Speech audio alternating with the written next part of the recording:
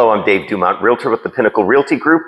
Here today, this is really just another segment of giving you a good idea of what's coming next. I really prefer there to be no surprises, and the more you feel you understand what is next, the more comfortable this entire thing is. If you haven't done this many, many times, I have. I've been involved in real estate and new home construction for 21 years. I first got my real estate license 21 years ago, and this is 2025, July of 2025. Okay, so next segment right now, of course, we've already talked. So you've already gotten at least a video before this. Your home is on the market and you're keeping it perfectly clean, like a showcase home every day. So you definitely want to do that. You want to put your best foot forward, at least your home's best foot forward. So the next big step is really getting an offer. So fielding offers, hopefully it's more than one. Sometimes it only takes one, and it really depends on what the marketplace is doing. So when an offer comes in, I'm going to send you all of the paperwork that I receive in the offer from the other agent or from maybe just a random buyer if they aren't represented.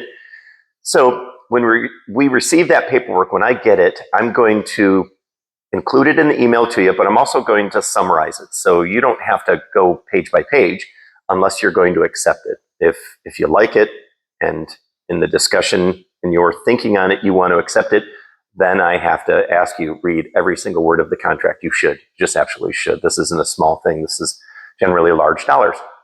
So first and foremost, the first thing in the contract, I'm going to look over the information, make sure they have everything correct. It's the right property. You'd be surprised. I've had incorrect contracts sent to me. Then there's the offer price. So in the email to you, I'm going to say they are offering, let's say you're selling a home for $500,000. And they offer $450,000. I'm going to put in there offering $450,000, 50 in parentheses. I'll put $50,000 lower than asking price. Then next is how much earnest money they're giving. Let's again use $500,000. A good earnest money is 1%, but a lot of times people right up front will say $1,000 or $1,500. You may want to go back in a counter and say, I love everything else about your offer, but I want more skin in the game. I want a buyer. If they're going to cancel this transaction after it is cancelable in a bad timing, after it's been off the market for 3 weeks, that type of scenario, I'm going to want it to hurt more to prevent that from happening. So maybe make it a $5,000 deposit, 1% or $2,500. Next is closing on or before date, and that date is, I just need to point this out because it's important. The date that's in the contract doesn't mean that you have to close on that date, but it does mean that that is the contract date, closing date that is represented to everybody else in this transaction that is important, meaning title and lender, if there's a lender involved. So the mortgage company is going to be plotting and planning the execution of this client, their buyer, getting funded for a loan on that timeline. So if you have any ability to close early and would like to, I need to know that, of course. I would already know that. If the buyer can close early, I'll have that discussion with them through their agent if there's an agent involved. But I need to know that because I need to let title and lenders know that, hey, I know it says we want to close on or before September 3rd, but we would like to close 2 weeks early if possible, and I have to put that in writing to everybody. After that, we get into, there's additions, there's inclusions. It's called inclusions. So that's where a buyer submits an offer and they say, I want the refrigerator. Behind this camera is a huge, huge kitchen. I want the refrigerator and I want the washer and dryer. I also want, it's an acre lot, I want the riding mower that's in the garage. That's where they say they want things included. Exclusions is also in there. That can either be for you or them. So you may have to counter an offer and say, hey, I forgot to exclude the front drapes in the study. Those are my great-grandmother's.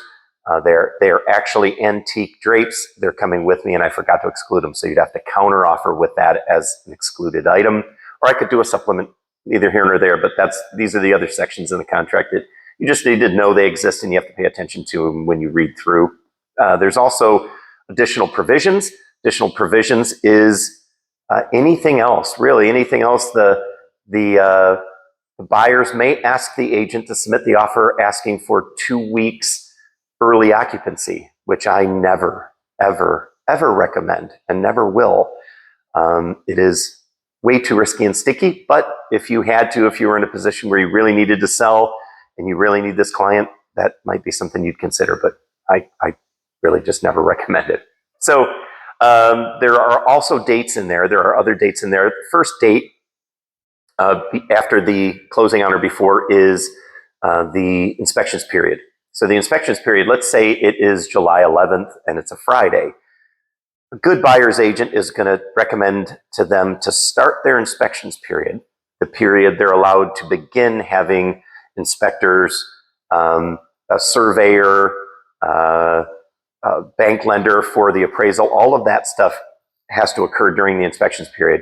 So if I was a good buyer's agent, and I am, if I submit a contract on a Friday, Saturday, or Sunday, I'm probably going to make that inspection period starting Tuesday. So that gives my clients a little bit of a running head start on Monday to get a hold of all the trades that need to come out and do all these things. Again, the inspectors, you got to schedule all that. Really depends on what's going on in the real estate marketplace that the home is in as to how much notice these people are going to need in order to fulfill their obligation and your requirements for your dates, your closing date and such. So inspections period, let's say it starts on Monday. So Friday the 11th, they submitted the contract, 12th, 13th, Monday's the 14th. You make it start on the 15th.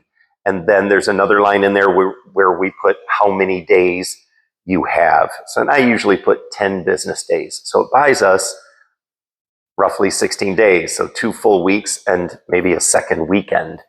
I try to do it that way if I can.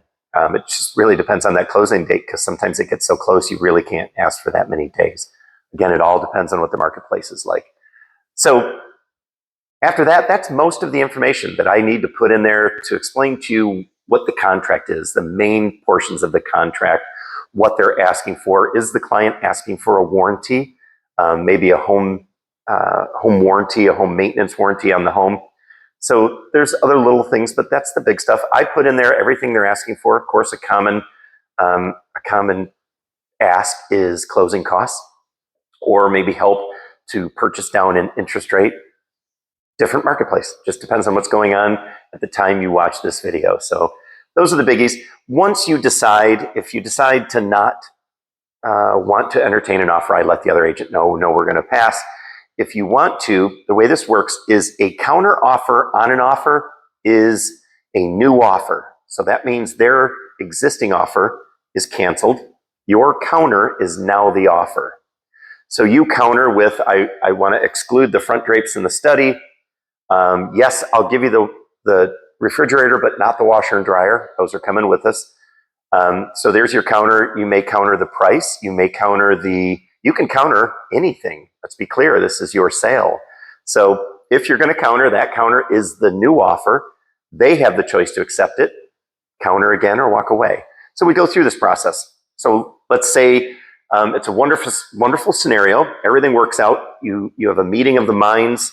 You sign a contract. All parties sign this end contract with any changes. If any changes are made, any changes being made also need to be initialed. Anything that ever changes needs to be initialed, but we'll cover that. So you're now under contract, which means on my end, I mark your listing is no longer active on the MLS. I'm going to mark it pending. It could also be pending contingent. If you took a contingent contract, if the buyers were in a contingency situation where they may put, we want to purchase your home contingent on the closing of our existing home, which is the most common contingency. And right now in our marketplace in 2025, it's almost every contract, except cash contracts, which are fewer and far in between. So now we're under contract. You're now pending or active contingent on the MLS. I submit all of your information, your contract, everything involved in the sale of your home goes to the title company that we're going to close with. That's also your choice, but I have a title company I love to work with. So unless you know somebody, we'll likely use that one. But again, your choice. So the title work starts. Next is, of course, what we already discussed, the inspections on the home. So the buyer's going to have, if they choose to do so, which they'd be crazy not to, because I would never want somebody to not have an inspection. I always try to convince folks to do that. They don't always. The inspectors are going to have to come out. So that's going to be another time. If you work from home or you're home a lot, that's going to be another time where folks are going to have to be out of the home. usually about 3 hours, 2.5 to 3 hours for a full inspection. So inspections happen. There could be a structural inspection if you had any cracks in your walls or anything that made the buyer concerned, or they just want one. They're able to do that during that time period. So all the inspections are done. The appraisal may also be done during that time, but that can actually be done after inspections period because that's all up to the bank. Sometimes that's done later. So once those inspections are done, the next thing to come back, if it's going to, it usually does, is what's called a TRR, and that's treat, repair, or replace, TRR. So that's a document. The buyer's agent takes that inspection report and looks at everything that's mentioned in it. They have a meeting of the minds with their buyer and say, okay, the home is missing all the screens. Either they have them or they don't, but the inspector couldn't find them in the attic or the garage. Do you want screens on the windows? I don't bring that up because most people don't in Oklahoma. And if you did, you'd ask for it. Generally, it's something you're going to see. But it's these types of things. The door handle of the front door knocked a hole in the drywall or maybe a dent. We'd like that fixed. We want the front study painted because it's black and it's going to be crazy hard to paint. So they ask, so a lot of times my advice to sellers is always going to be this, and you'll hear it now, you'll hear it then.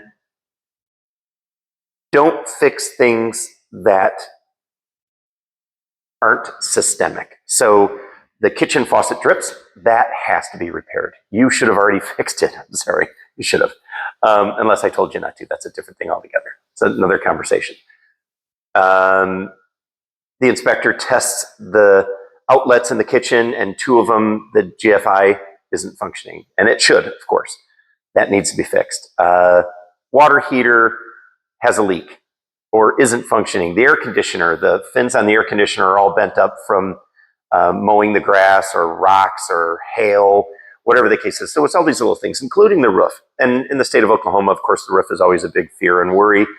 I would already know that from you if that was a concern, but it can become a concern. So they're going to put everything on that document that they feel you should fix. And when you and I sit and we get that document, based, again, within the parameters, the dates that are in the contract, that's when they can submit that. And there is another date in that contract that says how many days we have to handle their TRR. It's usually 7 days, 7 to 10 days. You and I are going to have that conversation. I don't think you should paint any rooms. That's up to them. But it also comes down to the urgency. If you haven't had a lot of offers and the people that bring the contract that you're comfortable with the price want some things done, what does it cost to have a room painted? Do it yourself. I mean, if you have the capabilities, paint it yourself. It's sweat equity and it's pretty easy to do. So all of this it's a balancing act, and I can't give guidance in this video because it's all so personal. But my advice to my clients, my sellers, is always that. And I actually do the same for my buyers. Don't ask for things. I want all new flooring in the house. Well, if the flooring is terrible, you're probably better to either lower the price and go choose your own carpet and have it done afterwards. Some people want it done before they move in. It's all based on scenario and comfort and where you're at in your life, what's going on. But we'll look at the TRR items and judge it based on things that you feel should be done.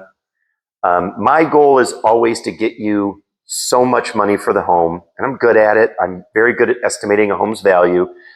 I want to get you every penny feasible for the home so that if you have $1,500, $2,000 of repairs that need to be done, hopefully it's even less. But if you did and you had to pay it in order to get that contract to go through because you want to move to where you're going, you've already bought the next house or you already have it under contract, it may be worth it to do it. So keep that in mind. That process gets sticky sometimes and people get upset that they're asking for repairs, and you just got to remember they're buyers just like you. There are things that they want done, maybe things that are sticking points or that just bother them. And then there's also times that they're asking for things just to get them. So we have to judge it. I have to judge it and give you advice based on my impression of the agent and the agent's impression of their buyers that they've given me through my interviewing of them and asking the right questions at the right time, which is why you have me doing this job for you. So I hope this video helped and isn't too long. I'm seeing I'm almost 15 minutes. That's a long time. At this point, my wife, when I'm talking that long, her eyes start to blur and close a little bit. But I hope you were able to stay awake for it. You already know me. If you're watching this, you're probably not just watching it because you like to watch people talk to their phone cameras. I'm Dave Dumont, realtor with the Pinnacle Realty Group. My website is forsaleandbrokenarrow.com. That's FOR, forsaleandbrokenarrow.com. You can reach me directly, 918-409-5195, or email me, david@forsaleandbrokenarrow.com. Thanks so much for taking the time. I hope it helps.